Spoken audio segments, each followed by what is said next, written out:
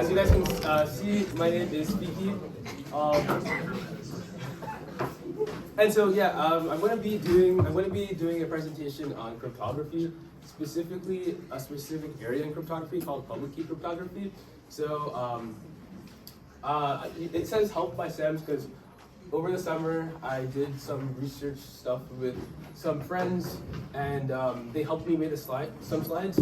The first two were actually made by other people, but the remaining thing that I'll show is actually made by me. So yeah, let's just get straight into this presentation. So what is cryptography? Cryptography is like the science of secret communication. So we have some evil people in this world, right, who want to like eavesdrop on a conversation or want to like hack systems. So we need to find a way to make these systems like digitally secure. And so a normal convention in cryptography is we have Alice, Bob, and Eve, right? So Alice and Bob are the people trying to talk to each other, right, and have a conversation. And Eve is the person who's trying to listen in that conversation, right? So Eve is the person that we don't like. Alice and Bob are the people that we do like, right? All right. And then in public key cryptography, there's a really cool analogy to understand like sort of the mechanism in place, and it's called the double locking analogy. So let me explain the situation here. So we have a box, right? And Alice has a message, right? And we have Eve who's eavesdropping, right? We obviously don't want Eve to know what message is being transmitted from Alice and Bob, right? So we put this message in a box, right? But the idea is that if Alice just sends the box over to Bob, Eve can just, the worst case possible scenario is that Eve takes the box, looks at it, and just grabs out the message. So we need a way to lock the box, right? So what Alice does is she locks the box and then sends it over to Bob, right? And so you notice how Eve can't do anything about it, right? Because there's a lock on the box. And so the question is, how does Bob get the message if it has Alice's lock on it, right? There's nothing he can do. So what Bob does is he locks the box again, sends it back to Alice, and then Alice sends it back to Bob. And then Bob finally has his own, well, she unlocked, you notice how she removed her lock? Then after that was sent to Bob, now Bob's lock is only on there. So Bob can take the lock, remove it, and see his message in the box.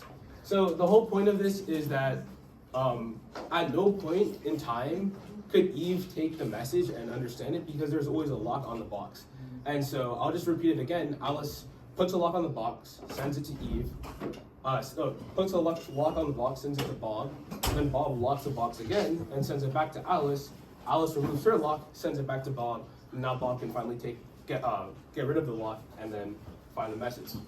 So yeah, that's sort of a nice analogy that is usually introduced when you're learning this type of stuff. All right, next slide. So now I have a very interesting scenario. So let's just say that Alice and Bob are in a room, right? And this is a concealed room, and Eve is outside this concealed room. Alice and Bob, so Eve is about to, as you can see, Eve is about to enter inside the room. And we want to talk some trash talk to Eve, right? So, you know, before Eve enters in the room, Alice and Bob doesn't want Eve to know what they're going to say, right? So Alice is basically, in order to make sure that Eve doesn't understand what they're going to be saying when she enters in, Alice tells Bob to shift my word 12 letters back. So basically, you can see on the next slide, when Eve enters into the room, Alice will tell some gibberish to Bob. And because before Eve entered in the room, Alice already told Bob that, hey, in order to get the message, you have to shift my string 12 letters back. What Bob can do is instantly get that string and shift every letter 12 letters back, and he'll get the message that Eve sucks, right? And so you might think, well, what does Eve do? Well, Eve has literally no idea what to do because once they say this gibberish, right, in the room, Eve is sitting there and saying, like, what the hell's going on? Like, she doesn't even understand, like, that we shifted the letters. And even if she does know that a shifting was involved in this algorithm, she would still be confused because she would be saying, well, how many letters did we shift each letter by? Was it 1, 2, 3, 4, you know, all the way to like 25, right? So, but Bob knows instantly that each letter was shifted by 12 because they met in a private room and already discussed that. So Bob can instantly just know that the value is 12, while Eve can't. So the whole point is that in this scenario, it's much easier for Bob to decipher this text because he knows that it's already 12 before Eve does. And Eve has to sit there wondering what to do, and maybe she starts just guessing random values. So that's sort of the whole idea behind cryptography, is that you make it really hard for the eavesdropper, but you make it much easier for the person like Bob in order to decipher. So now, I'm going to do another scenario, right? This scenario is basically, we have Alice, Bob, and Eve. They're all in one room, right? So in the beginning scenario, we started off with a room where Eve was outside the box, right? She was outside the room. Now, Eve is going to be inside the room. And Alice and Bob need to find a way to communicate with each other. And there's a problem, right? How do they communicate? So the assumption is that in this room, everybody understands the conversation equally well. So everybody has access to the conversation that's happening in this room, and Eve understands everything that Alice and Bob are saying.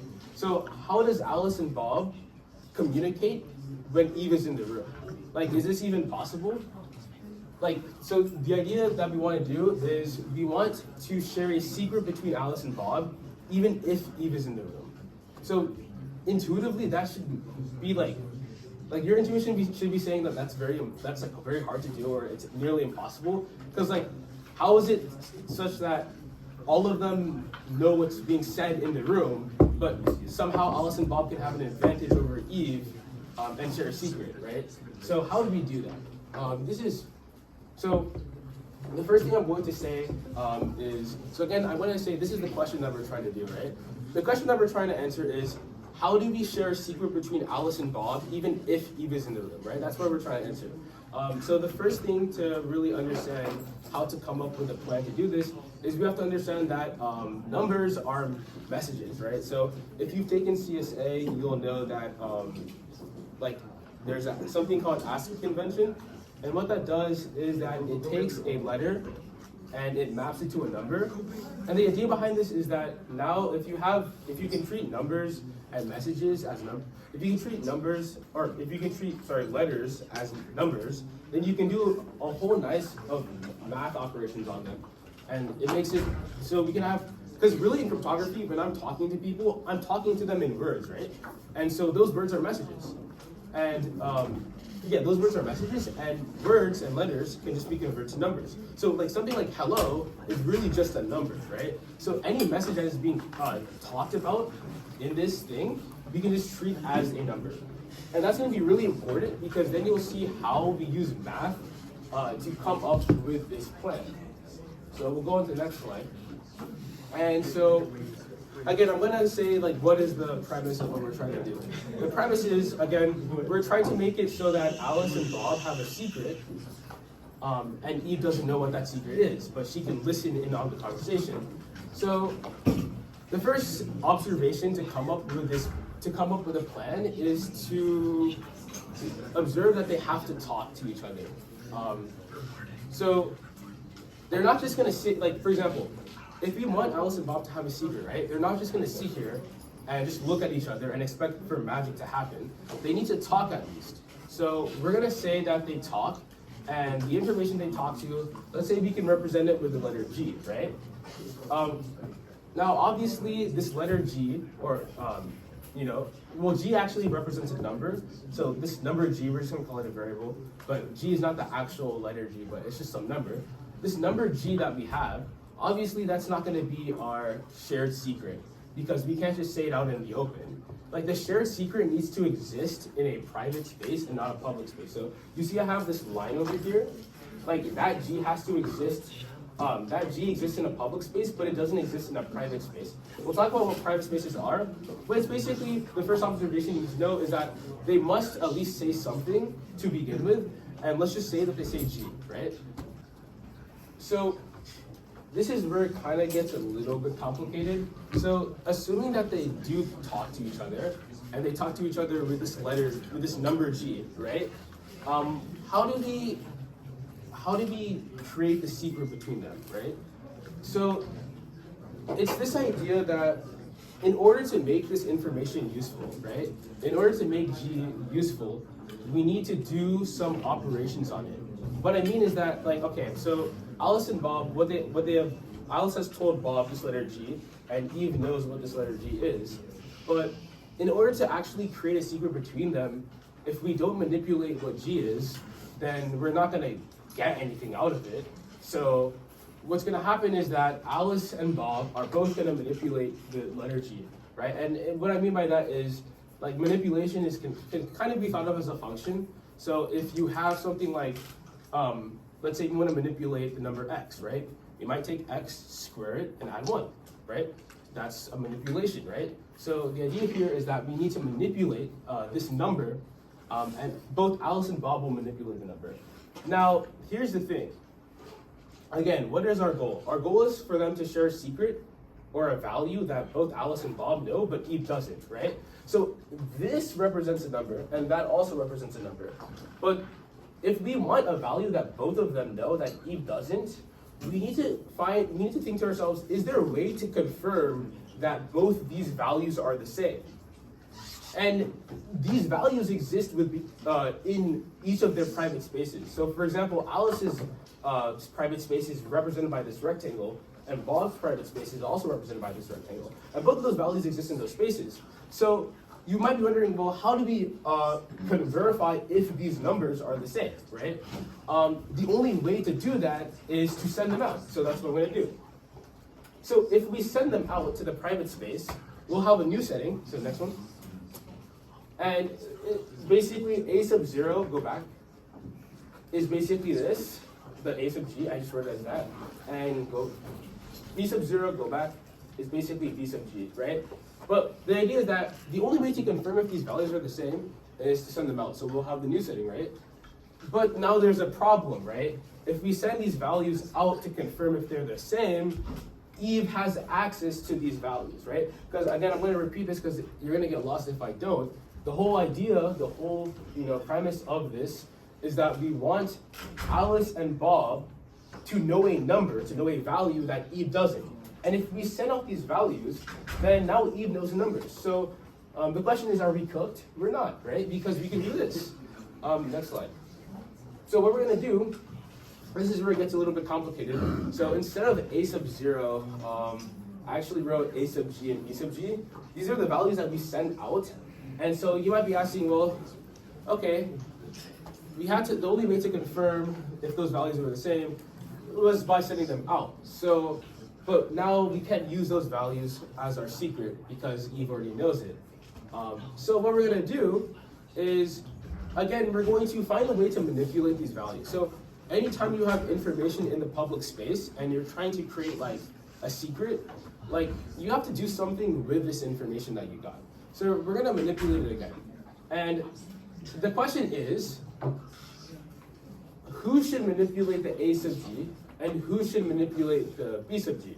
What I mean by this is that Bob already manipulated Bob already manipulated g once, so it makes no sense for him to manipulate it 2 times in a row. Like what I mean by this is like saying, like, let me just dumb it down, right? If you have a number 10 and you add 10 to it, and then you add 10 to it again in 2 operations, why don't you just combine them to be 1 operation and add 20 to it? So it makes no sense for Bob to just do 2 operations when he can just combine those operations into only 1 operation. So with that in place, we know that Bob shouldn't manipulate G because he's already manipulated G before. So what he's gonna do is he's gonna, we know that Bob should manipulate this value, right? So what he's gonna do is he's gonna manipulate that value, and he's gonna do B1. B1 is basically just another, it's like we're plugging it into a function. We're just manipulating that result, right? And these are, for clarity, these are all supposed to spit out numbers, right? So Bob will manipulate this value in his own private space. So nobody knows what these values are, right? Because it's, except for Bob, because it's in his own rectangle. And Alice will do the same. Alice will manipulate, Bob manipulates that value. Bob manipulates that value, right? And then Alice manipulates this value. So you can see what's going on. So this might seem confusing, but it'll make more sense in the next one, right? So here's what I mean by this, right? So I'm gonna just simplify it, right? So let's say we have the number 2, and we want to manipulate the number 2. To manipulate the number 2, we might raise it to the 4th power, and then after that, we might raise it to the 6th power. The order in which you do these. It is now 3 o'clock. If you are not with a coach, director, sponsor, or tutorials with a teacher, you must now exit the building. So the order in which we do these manipulations don't actually matter. What I mean by this is that if you this is literally just like algebra 1, right? So if you have a number and you raise it to the 4th power, and then after that you raise it to the 6th power, you could have also raised it to the 6th power and then raised it to the 4th power. Like for example, if you go back, we're trying to confirm if both of these values are the same. So what's happening is that Bob manipulates G and then Alice manipulates G in this one, right? So the first manipulation is by Bob, the second manipulation is by Alice. And in this one, the first manipulation is by Alice, and then the second manipulation is by Bob, right? If the order of these manipulations don't matter, we can know for a fact that we have the same value. So what that suggests is that, if you go back to the next slide, what that suggests is that we should make these manipulations such that they have like this commutative property. And what I mean by this is that like the order in which you so for example, the order in which you manipulate 2 won't matter. So if I raise it to the 4th power using A, and then I raise that result to the 6th power, I'm still going to get the same answer if I raise 2 to the 6th power and then raise it to the 4th power. So with this in mind, go back. We can know that these values are the same without releasing them to the public space. And if they're not in the public space, then Eve won't be able to know what this value is. So this is our shared value. So basically, long story short, is we now have a number, or we basically have a message, or we basically have a secret that is known to Alice and Bob, but is not known to Eve. And I think that's pretty amazing because this whole time, everyone had equal access to the conversation, yet we've deduced a way to make it so that Alice and Bob both know a value that Eve doesn't. So I think that's pretty fascinating. And then this is the last, next one. And then again, you might be asking, well, how can Eve figure out what this shared value is? So again, these two values are supposed to be the same. So this like spits out a number, and that also spits out a number. These two values are supposed to be the same. And so you might be asking, well, how would Eve know what that value, that shared value is? The only way she knows that is, for example, the only way Alice can generate the shared value is because she has access to the function A. So for Eve to do that, for Eve to also know what the value is, you would also need access to the function A. And so what would have to happen is that from A sub G, he would have to find what A is. So like basically what I'm saying, and this kind of seems like impossible to do, right? Think about it like this, right? Let's just say I have a function x squared plus 3, and I plug 1 in, right? That's 1 squared plus 3, which is 4. So basically what I'm asking you is that if I say my input is 1 and my output is 4, can you guess me the function that I use to generate this? There are many types of functions that we can use. And so it's kind of hard for Eve to be like, well, how do I get the function if I only have the output, right? And the input. And so after that, go back. This, what we just talked about, is called the Diffie-Hellman key exchange. And this is the last slide. But basically, the summary is we know how to generate a shared secret between Alice and Bob, even in the presence of Eve. So I don't want to go into dirty details of this, but this should probably inspire you to look at what because basically everything we talked about is basically the Diffie-Hellman key exchange, and you can see, I guess I can explain it really quickly, but it probably won't make too much sense. But it's basically like Alice has, so the value of G is known to everyone. Alice takes G, raises it to the A. If you don't know what mod P is, don't worry about it. But she takes G and raises it to the A, right? Bob takes G and raises it to the B. And then they release these values out into the public space. So this value is A, that value is B. And then when they're released out into the public space, Alice can take the value of B, raise it to the A. Bob can take the value A and raise it to the B. And you'll notice that both of these are the same values. Because b is what? G to the b, and so g to the b to the a is g to the ab, a is g to the a, and g to the a to the b is g to the ab, and both of these values are the same. And so because both of these values are the same, we have now devised a way to share a common value between Alice and Bob that Eve doesn't have access to. And yeah, that's it. There are more parts, but like that's part one. Yeah, let's talk.